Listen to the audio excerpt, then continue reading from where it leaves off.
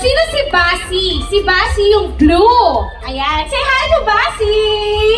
And that's Clau, yung green one over there. Now you're wondering, moms, dads, and kids, you know, why are they named Basi and Clau? Bakit nga ba? Well, it's because Erceflora Kiddie has Bacillus and Clausi. Yan, take note natin yan ha. And these are the #1 probiotic na nagbibigay ng todo proteksyon sa mga tiyan natin, lalong-lalo na para sa mga kids.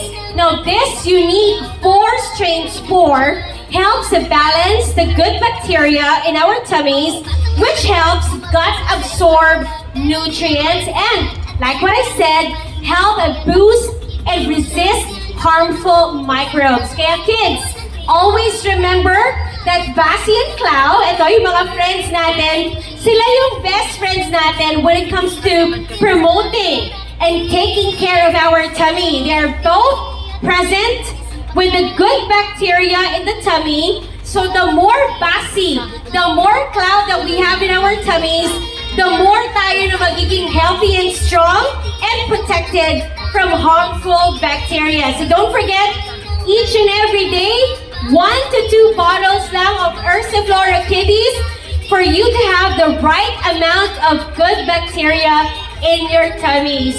A big hand please again for Basi and Clau. Thank you so much. Thank you. Don't worry, we'll have them back later on. Sa mga kids that are wanting to take photos, makasama pa natin sila mamaya-maya. And they will be having, you know, a full day of fun with us and later on. But for now, syempre kailangan nating pag-usapan talaga on how important it is for our, you know, for our kids to be protected, especially having them boost, you know, their immune system, lalo na ngayon na napakaraming virus, napakaraming kung ano-anong sakit. And for us parents, having this kind of awareness and education would really be very helpful for us to give the proper nutrition to our children. And imagine just 1 to 2 bottles of Erceflora Kiddie on a daily that you can even mix with food or drinks can help you boost their immune system. So, as I mentioned earlier, 70% of our child's immunity comes from healthy tummy. At marami pa tayong pwedeng matutunan at malaman. Kaya naman, at this point, I'd like to invite an expert to, you know, educate us more, especially to the parents that are joining us this afternoon. We are so fortunate that we are joined by a well-renowned pediatric gastroenterologist and an esteemed past president of the Philippine Society of Pediatric Gastroenterology, Hepatology, and Nutrition. Let's all welcome to our event this afternoon. A big hand, please, for Dr. Felizardo Gatcheco. Hi, Doc. Welcome. Hello.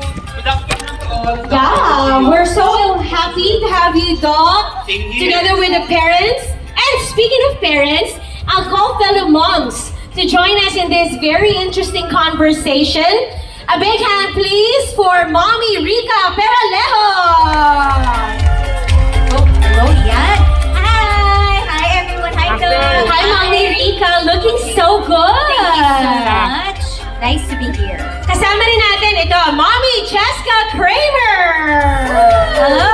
Good afternoon. Hi, Dr. Phil. Nice to see Nice you to see you again. Yes. Yan. And ito rin, syempre, blooming na blooming, Mommy Andi Manzano. Reyes. Hi. Bati muna kayo to our friends and audience. Hello, good afternoon everyone. Good afternoon to the mommies and daddies here and to the kids who are enjoying the Todo Tatag Playground. Did you bring your children? Sayang, no? My kids kasi have sports on Saturdays, so they're all doing their sports. Baka bukas. Tomorrow. We're still here Yes. tomorrow, so tomorrow should be a good day. Oo. Andy, you should bring your girls. My girls are somewhere here. Oh, somewhere. Going around. Yeah. I saw them earlier. I said by 2 o'clock you should be here kasi there's so many activities for them to enjoy. So I think you'll find them here. Andiyan na sila. Okay. Doc, first things first. Yun nga, first time ko yung nabasa. Did you girls, moms, have you heard of that? 70% of our immunity comes from our tummy. Ganun pala ka-importante yun, Doc? Yes. Actually, when you talk about immunity, buong katawan naman natin may immune cells. Yun yung mga kulani. Di ba, minsan nagpapalpate tayo din ng mga kulani. Yun yung kulani. Kaya lang, ang pinakamaraming cells sa buong katawan natin ay nasa bituka. I see. So that's the reason why sinasabi natin na 70% ng ating immunity ay nasa bituka.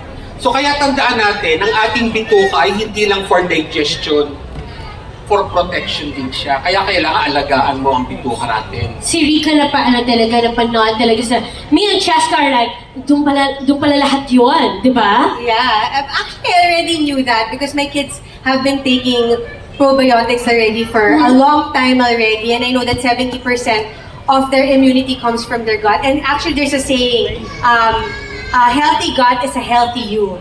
Correct? Yes. Ako naman natutuwa ako kasi, di ba ewan ko kung nung bata kayo, sinasabihan kayo ng mga magulang nyo na, okay lang yan, malayo pa sa bituka. But I didn't know that it held a truth in there na yung bituka pala ganun nga ka-importante. Ngayon, naiintindihan ko na as a parent myself na, if we take care of yung bituka, ang gut health ng mga anak natin, we are also taking care of their immunity na 70% nga ay nanggagaling pala doon. Andy, your children, they like probiotics too. And you know, you can give this naman in food also, di ba? And di ba usually, we only, like for me, I wasn't as informed as before, di ba? Because usually, it's just multivitamins. Right. Di ba? And then, magbabaon ka lang kung magta-travel kayo kasi doon yung sensitivity ng tummy, doon lumalabas, di ba? But then, when you get informed and you can, para maiwasan, and you have to also take care of your gut. This is true. Yeah, this is where you can also parang make there's just such a realization talaga that you can still and you can protect your gut. And who would have thought? Doc and Cheska, in a nutshell, ano po ba yung good bacteria? Ano, di ba? Kasi pag narinig natin yung, bacteria, parang, oh no, kapag nanay ka, bawal yan. What's a good bacteria? Traditionally, pag sinabi natin bacteria, yak. Oo. Lahat sila masama. Kaya nga nabubuisit ako doon sa isang advertisement ng sabon. Ayan, na pag nagalit. ginamit mo yung sabon na yun, lahat ng bacteria sa skin mo mawawala. Which is bad. Kasi ang bacteria nga, sabi mo, nahahati sa mga mababait at sa mga salbahe. Kaya lang, tayo mga tao, hindi natin madililinig. Tama, si Rica. Hindi natin alam sino ba dito salbahe, sino ba dito ang mabuti, Tama. until magkaroon tayo ng sakit. Right. Kaya dapat tandaan natin na hindi lahat ng mikrobyo sa ating katawan ay salbahe. Meron ditong mikrobyo na tumutulong pa sa atin, especially sa immunity, lalong-lalo na yung nasa bituka, na nakakatulong sa 70% immunity na binibigay ng ating bituka. So may right amount of good bacteria to have in our bodies. And this is also hindi lang for the kids, even for grown-ups. Actually, ito na nga nakakatawa eh. Sa isang cell ng ating katawan, may 10 bacteria. So imagine, kung iisipin mo, hindi pala tayo tao, bacteria tayo. Kasi imagine, for every 1 cell na meron tayo, katumbas doon 10 bacteria. So we have 10 times more bacteria than our human cells. So ibig sabihin, gano'n siya talaga ka-importante when it comes to especially immunity. I feel like the keyword should be just balance. Correct. Diba? Balance. Balancehin yung good and bad bacteria in our bodies to be able to stay healthy. What are the things you do to maintain your children's kumbaga, having a healthy tummy, para hindi masyadong na-upset yung stomach? May mga, may mga traditional na ginagawa? Well, of course, no. I mean, like, you've got your vitamins. And we all, I guess, started with that na, okay, papabitamina natin yung mga anak natin. Multivitamins. You know, this is, and I'll go back a little bit to what you said earlier, na even adults, because the first time I encountered probiotics was not really for yes, it was for my son, but I didn't realize how important it was until ako yung pinaprobiotics ng doktor ko. I was having problems with my health. Tapos ang sinabi niya rin sa akin ay mag-probiotics ka. Sabi ko, ako po, Doc? Sabi niya, yeah, so for your pregnancy, ganyan. And then that's when I realized na it plays a very big part, even in an adult's health. So now, binago ko talaga yung, parang after nun, mas naging seryoso pa ako sa pagbibigay ng probiotics sa mga anak ko. So yun yung sa gut health, yun, and syempre, hindi mawawala dyan yung proper nutrition din. Right. Kasi kung ipaproliferate ko siya ng mga good bacteria, kasi essentially that's what probiotics will do, right? Aalagaan niya yung good.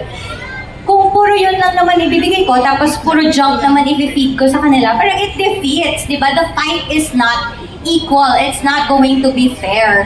So I need to support it with like all the right stuff. Hindi lang yung puro supplement, puro vitamins, but even the practice of eating healthy food. That's true. Andy, do you do the same for the girls? I try as much as possible. Diba? I mean, mahirap talaga magpakain ng vegetables. I always tell my kids, as long as your plate is colorful, diba? You have your fruits, you have kahit favorite fruits na naglala, I'm okay with that. And little vegetables, sometimes may mga recipes online where you can mix the veggies with the rice already or yung mga pasta. So I try to do that with my kids. And I feel also, there's my kids there. Girls. No. And I think also getting them outdoors. That's true. Diba? Parang after pandemic, parang they've been indoors, so I feel like their immunity has been low. Tama ba yun? So getting them outdoors, getting to play with other people, I feel like that's where the good bacteria or bad bacteria, parang it kind of balances also. That's true. And you know what? They're also saying if your kids are picky eaters, it's perfect to give them probiotics because it helps them, diba? So, yun ang mga naalala ko before na when I have some of my kids that are medyo picky eaters. So sabi nila, instead of having a hard time feeding them, you can also give them probiotics for it. That's true. Yeah. Ako ang style ko, in our household, we eat what we give them. Yes. So they see us eat vegetables, they see us eat fruits. Modeling ang tawag. Gaya-gaya naman sila. Tama, correct. At saka may rule ako sa bahay. Oh. Kung anong nakahain dyan, yun ang kakainin. Yan na yun. mo. Pero you know, also I want them to enjoy eating. So sometimes I ask them, okay, kung hindi mo gusto yung vegetable na palagay mo itong vegetable na to, okay ba to sa'yo? Giving them choices. Yeah, giving them I like choices. that. Yes. Kasi hindi mo naman din pwedeng pilitin ang mga bata sa kahit tayo. Correct. Ikaw ba mapipilit kita kung ayaw mo talaga? That's true. With respect. Nice. Okay, you know, this conversation is super interesting, but I've prolonged this. Kaso lang, hindi pwede. Doc, very quick, before we end, for the moms especially, the dads out here, the parents, how important is probiotic? Why should we include it in, you know, an everyday nutrition for our children? And the tips that you can give us for us to be able to give again the best nutrition and care for our children. Tandaan natin na kailangan nating alagaan ang mga mikrobyo sa ating bituka. Nasabi nila yung examples, magbigay ng tamang pagkain, mag-exercise, Yan. matulog ng tama, at hindi lang yung duration ng pagtulog, pati rin yung kalidad ng pagtulog mo. At maganda yung sinabi kanina ni Andy, lumabas sa bahay. Yes. Iba ang mikrobyo sa loob ng bahay tsaka sa labas ng bahay. Kailangan ma-expose ka in both avenues of the environment. Ang importante, mag-supplement ka. Tandaan natin, pag ang bata ay dumating na ng 2 years old and above, kung anong mikrobyo ang nasa bituka na, that's it. Hindi na yan pwedeng palitan until mag-probiotic ka. Pero kung ang bata ay less than 2 years old, you can still change the probiotic. Nice. So 2 years old is the magic figure. I think those are practical tips that I can share on how you should take care of your good bacteria. And also proper hygiene, Doc. Yan. Definitely. But do not be too clean. Tama. Being too clean can also bad. A little of Pwede- too much. Ano ba? Ask ko lang, yung 5-minute rule, okay ba yun? Yung pag 5 minute Oo nga. Pwede Alam ba mo, Rica, sabi nga daw ngayon, Ay, 5 seconds pa lang. nagugulat naman yung germs. Umiilag pa muna yung... Maganda yun. Alam mo, hindi ko alam kung sa ang Biblia nang galing yung 5 minutes rule na yan. Kung malinis naman ang sahig, may konting mikrobe yan, lamunin nyo na. Ayun. Pero kung sa sahig ng palengke nahulog yan, Jesus Mariose, kailangan dumi na yan. Can I just ask, so Doc, pwede pang rehabilitate yung tiyan ng ating mga anak? Basta Pwede ba? mag-probiotics lang. Bago dumating ng 2 years old, Okay. you have to do it. Pero kung if inadvertently lumagpas na ng 2 Oo years nga, old yung Doc. anak mo, you can still do something about it. Diet, etc., and probiotic supplements. It's never too late. Pwede It's never too late. Pati kami It's like never that. too late. Pero ngayon alam ko na kung bakit matatag yung tiyan ko. Kasi ako yung pumupulot at nilalagay ko sa bibig. Oo, kasi may halong mikro. Yung parent pala yung... Hindi, tama yun. Tama yun. Those are very practical tips that everyone of us can apply. Di ba ganun lang naman yon sa araw-araw? And we'd like to thank you, Dr. Checo. Palakpakan naman natin. Salamat. Thank you, Salamat sa inyo Doc. lahat. Thank you. Thank you so much. Mommies, maraming salamat.